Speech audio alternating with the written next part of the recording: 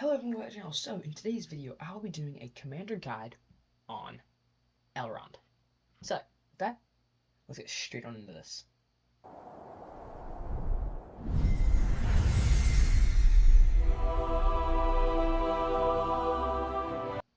So first things first, let's take a look at his skills.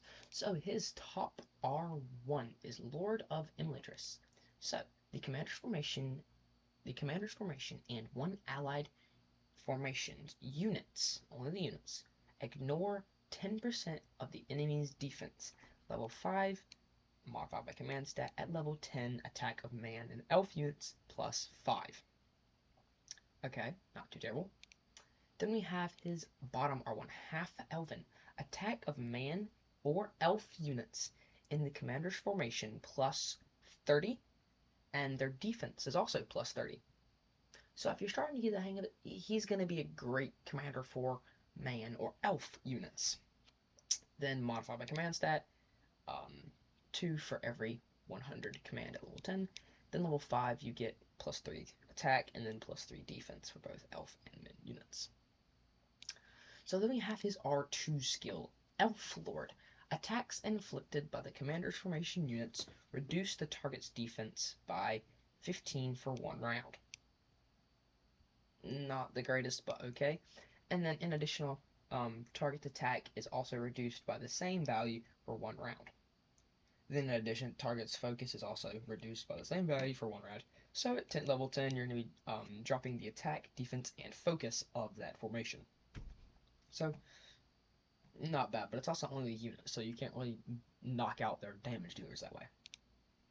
Then we have his R4 skill, Valia's Ringbearer.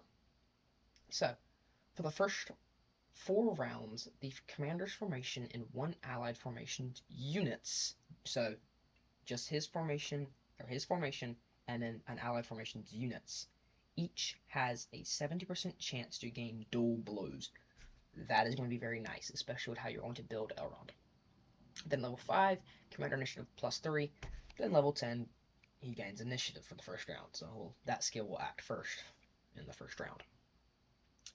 So, how are you going to want to skill him? Is going to be, you're going to want to first put 10 points into his R4, Valia's Ringbearer, just to get this chance for dual blows. That is going to be absolutely awesome. That's going to be where most of your damage from Elrond is going to be coming. Then after that, you're going to want to put all of the rest of your points in, or you're going to want to max out half elven next to get this bonus attack and defense for man and elf units. Then after that, you're just going to want to run into Lord of Imladris, try and get the extra defense defense ignoration, or however you say it. They ignore the defense stat just so they can do a little bit more damage with the attack. So now let's go take a look at his relic. So his relic is Venyar, the Ring of Air. It gives commander attack, unit attack, and then unit defense.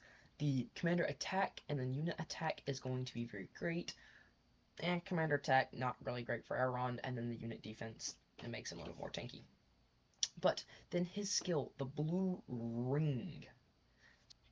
So after launching normal attacks, it deals 11.6 damage once to 1 enemy formations and inflicts Keen Eye. Keen Eye is not terrible. Let's see what it is at max. I believe it's 70. Yes, 70% damage. It's not that great of a skill. I'd definitely say it is worth strengthening.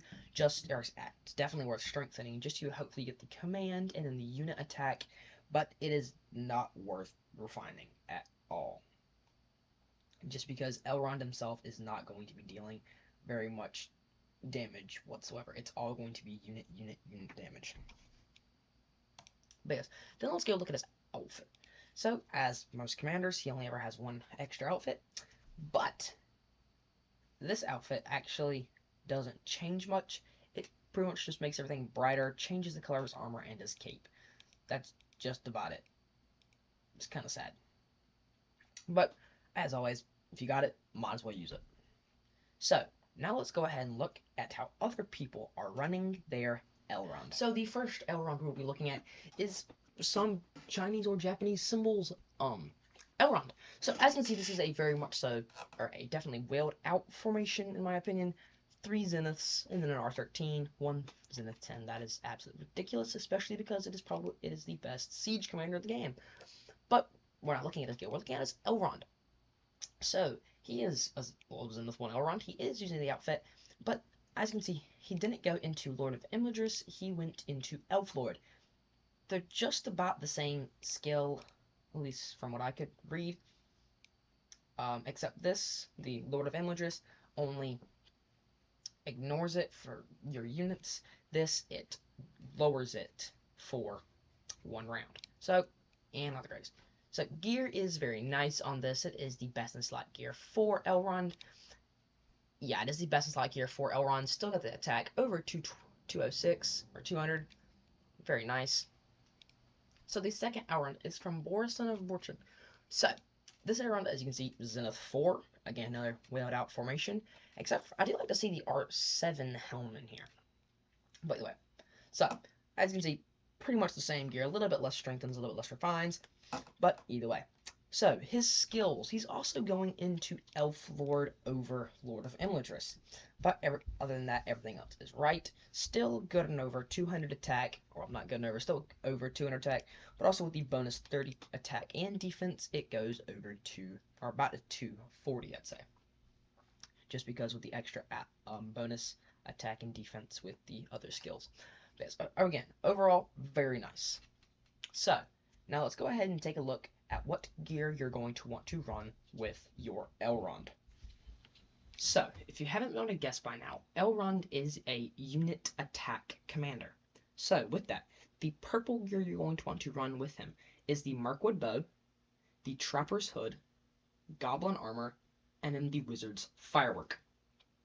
Then for gold gear, you're going to want to run the Gigantic Hammer, the Hunter's Guide, the Ranger's Shroud, and then the Silver Harp of Rivendell. Or, with the accessory, you could run the Dragon's Tooth, which is only in the Season Metals store. So, now, let's go ahead and see who the next commander guide is going to be on. So, the next commander I'll be doing a guide on will be Elrond's daughter, Arwen. So, with that, play hard, have fun, and I'll see you guys in the next one. Bye.